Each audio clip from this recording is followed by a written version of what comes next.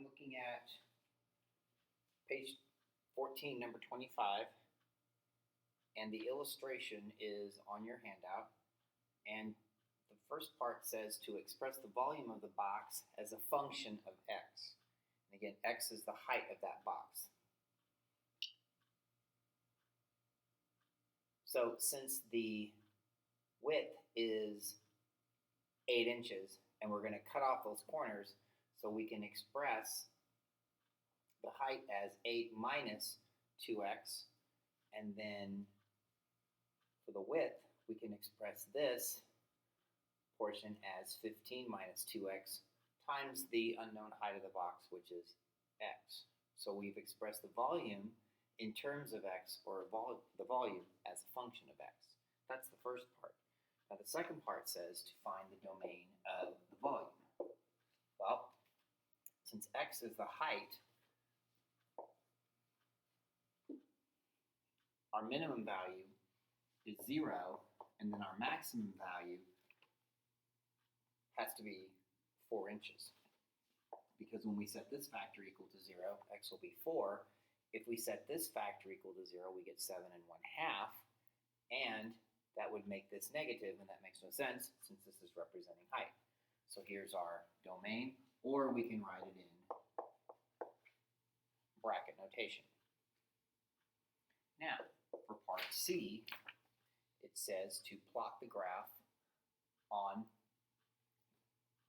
as a function, plot the graph of the function v obtained in part B and estimate the range. This is where we're going to use a graphing calculator. So what I've done is on the graphing calculator is I've made the values for x fall between 0 and 4.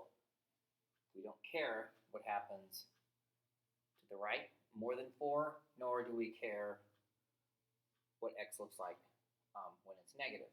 So we have a very rough sketch right here. Now the challenge here is to determine how high we go up, and this is where trial and error comes into play. I would do a y minimum of 0, and in this case, y represents volume. So the volume obviously is going to start at 0, and a y maximum, I would go at about 100. And that'll give you an entire view of this portion of the graph on your screen. Now, to find this maximum value, it is not necessarily right smack in the middle here at 2.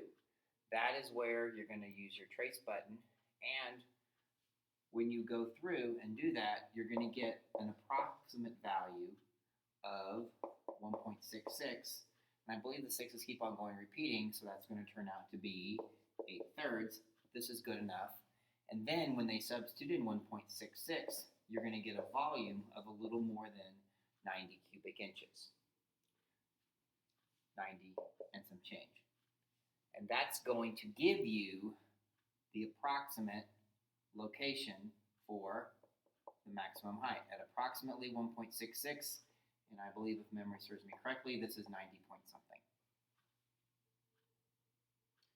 So as x ranges from 0 to 1.66, the volume increases until it reaches its maximum value, and then anything bigger than 8/3 or 1.66, the volume will decrease until we hit, at 4 inches, we get